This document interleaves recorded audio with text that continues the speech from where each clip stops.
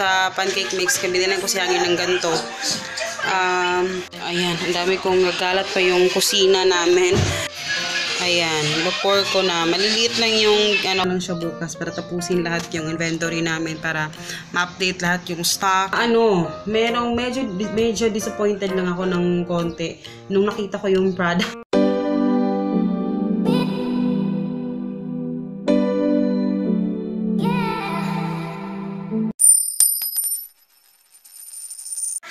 Hello! Good morning guys! Good morning pa rin.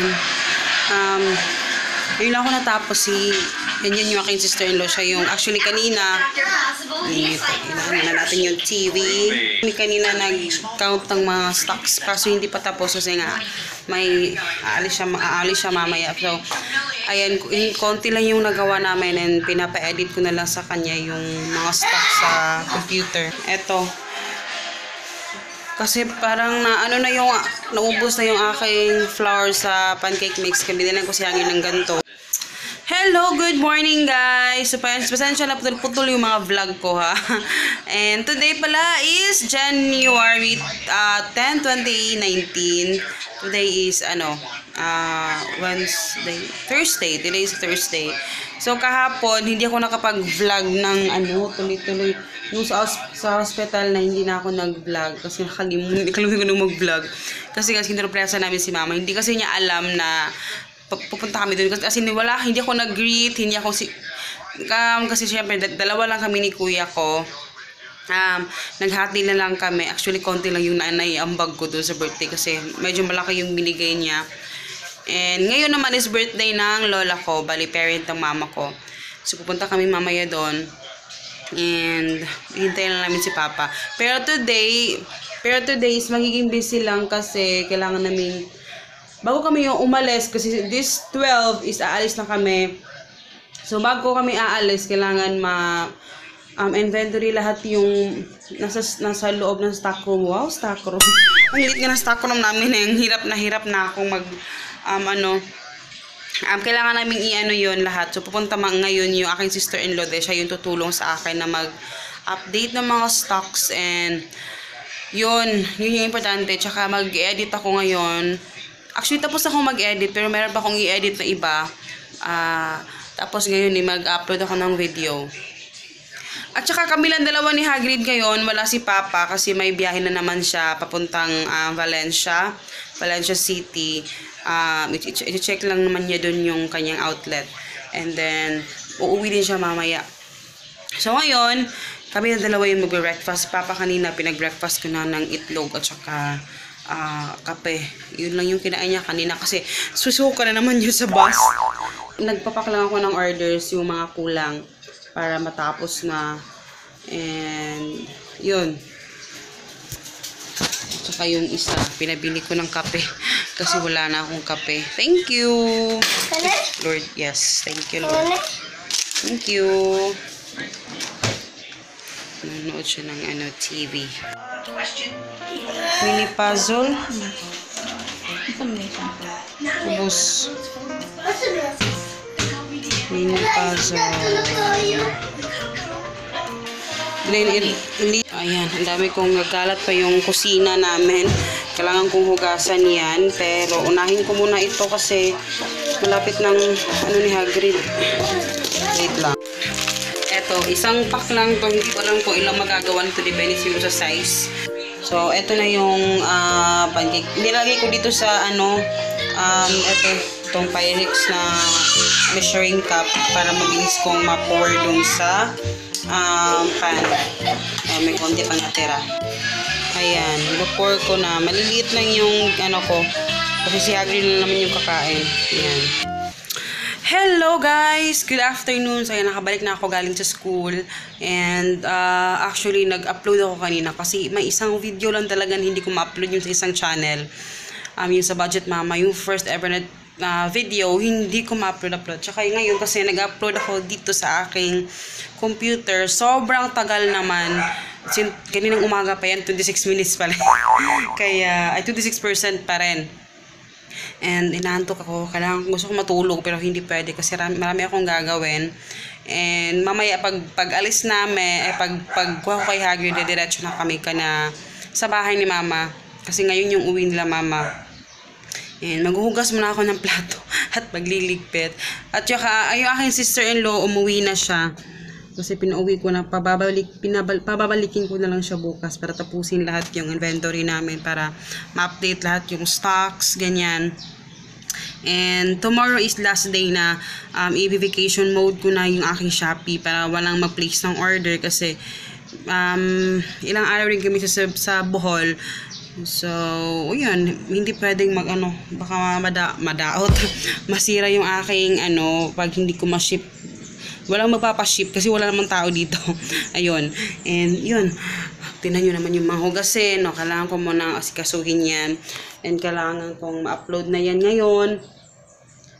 Yung mga yan guys, mga palita rin yan na hindi na magkasya dito. Kaya nandyan. So, linisin ko lang to. Ayan. Kasi ngayon, actually, meron lang akong sa inyo, i-share. Actually, medyo na-disappoint lang ako dito nung very, very light. May disappointment lang ako dito kasi may yun ang aso, Diyos ko. May nag-send kasi sa akin, nag-email sila sa akin na kung pwede kong i-review yung kanilang product, ganyan. So, i-review ko yung honest review ko dito sa product na to. Kaso, medyo disappointed lang ako ng konti nung nakita ko yung product. Nung nakita ko siya. Pero, okay, eto, actually galing to sa, saan ba galing to? This is, eyeglass pang Fermo. Ayan, nakikita niyo siya, Fermo. Actually, na-share ko na to sa Instagram. Kung pina-follow nyo ako sa Instagram, Our Family Budget, i-follow nyo lang yun. So, ayan. Meron ako dito. Ito yung Fermo na brand ito, guys. Ayan, Fermo. In fairness naman, nung nakita ko talaga yung sa first, first na pag-open ko, ito yung nakita ko na ang ganda talaga ng kanilang lagayan ng eyeglass. Ayan siya. Maganda siya. Tapos, ito yung pamunas niya. Fermo. Marami kayo makikita nyo to lagi sa, advertisement sa Facebook, Instagram. Merong mga advertise na ganito. So, may naka-imboost siya dyan, Fermo. Meron siyang free. Hindi ko alam kung ano yung purpose nito. Hindi ko rin alam kung paano siya. Magkakabitan siya ng ganito, nung parang sa ilo.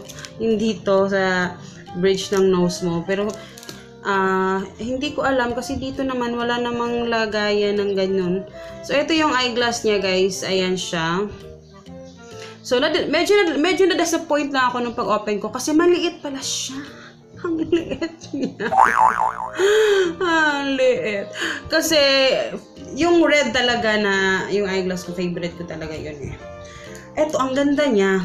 Kung makikita nyo lang talaga sa personal, yun yung honest ko na review talaga. Medyo yung na-disappoint ako yung maliit siya. Pero, yung lang niya dito is, sobrang solid niya. Solid talaga siya. Nung first ko siyang makikita mo yung solid. Tsaka yung makikita mo yung niya dito. Iba yung niya. Tapos, tingnan nyo. Maliit siya. Medyo malaki nandiyan dito sa camera. Pero sa totoo, medyo maliit siya, no? Siguro na nibago lang ako na kasi usually sa mga eyeglass ko, medyo malalaki konti. Medyo malalaking konti. Ito lang, medyo. Pero syempre, meron din akong dito.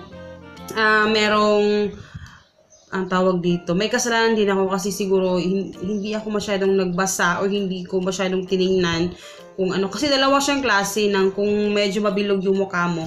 Kasi mas maganda sa Fermo kasi doon sa website nila pag nag-check out ka doon.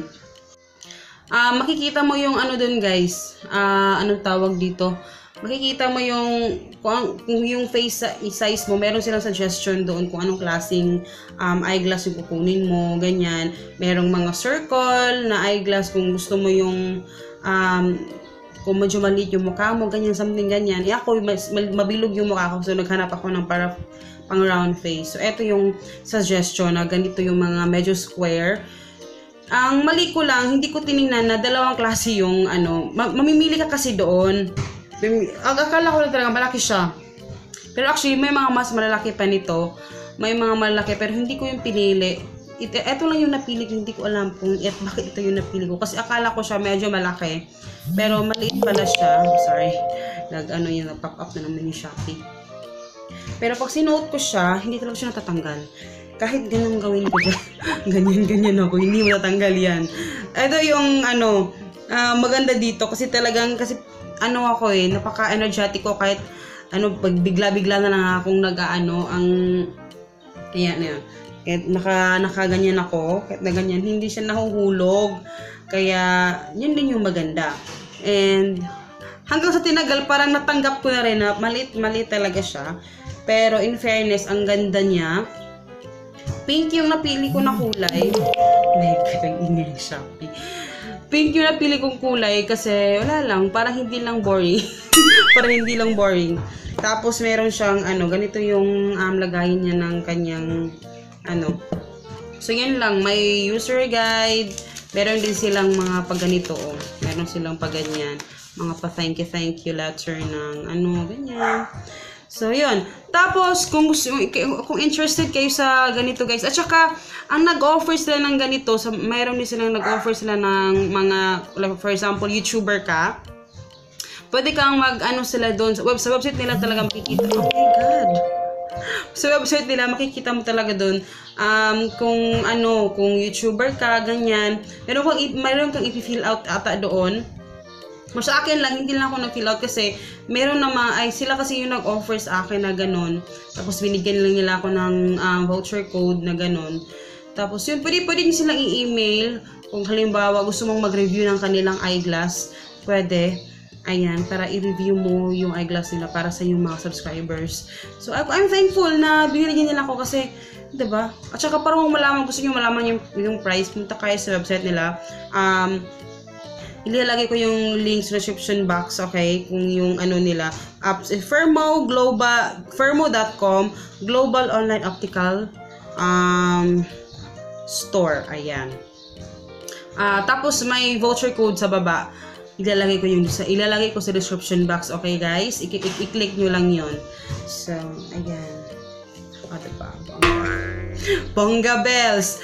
Medyo natagalan lang, pero in fairness eto, sa Fermo, yung sa kanilang customer service, excellent talaga. Medyo natanggalan nga lang to. Oh my God. Medyo natanggalan lang tong dumating kasi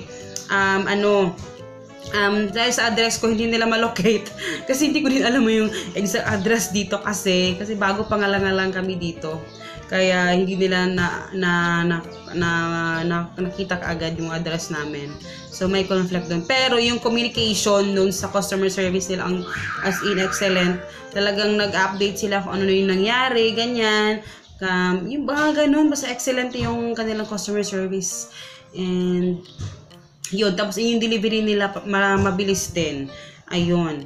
So, ayun. Kung interested kayong bumili, i-visit nyo ang kanilang page yung website, fermo.com. Ayan. Kung YouTuber ka naman, pwede ka rin mag sa kanila para makahingi ka ng voucher at mo sa iyong channel. Ayun. So, yung sa akin lang is nag-email lang talaga sila sa akin. Hindi ko kasi alam na may ganyan pala. Pwede palang ganyan. So, I'm happy na nag-email sila at binigyan nila ako ng chance na magamit ang kanilang eyeglass. So, yun. So, yun lang yung gusto kong i-share, guys. At saka pwede ka mamili dun kung coated, or something. May mga options doon. As in, ang bilis lang talaga pag mag-order ka. So, ayan. Yun lang yung, lang ako dito. Yun lang yung disappointment ko talaga. Yung medyo maliit lang pala siya. So, meron akong konting panghihinayang doon. Kasi ang layo pa naman ng pinanggalingan niya. Yung ref namin wala ng laman. Kasi nag-grocery ako. Hindi ako nag-grocery ng ulam ko. Ano yung natira, yun lang yung inulam namin. Kasi, i-off namin itong refrigerator pag-alis namin this Saturday, 12. Kasi matagal kaming uuwi, kaya kailangan wala siyang laman. At, yun. Kasi in-upload ko, kumusta naman yung in-upload ko, diba? Linis na. Ayan. So, yan lang.